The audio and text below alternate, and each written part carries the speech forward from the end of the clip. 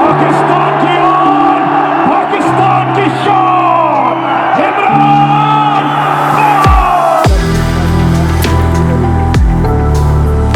एक रात तो हम कितने लगाएंगे। ना आज तक इमरान खान किसी के सामने झुके और ना वो अपनी कौम को किसी के सामने झुकने देगा।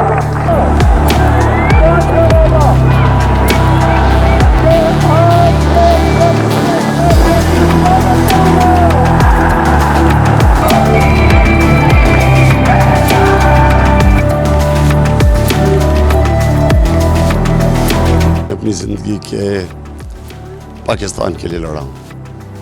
जो मैं कर सकता था मैंने किया।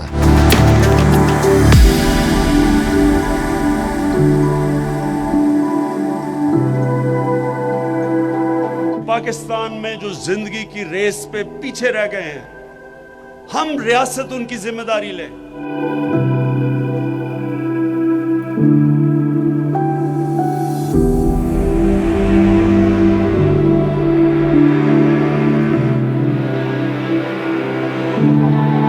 ये जो आज हेल्थ कार्ड लॉन्च किया है, ये डिफाइनिंग मोमेंट है पाकिस्तान में।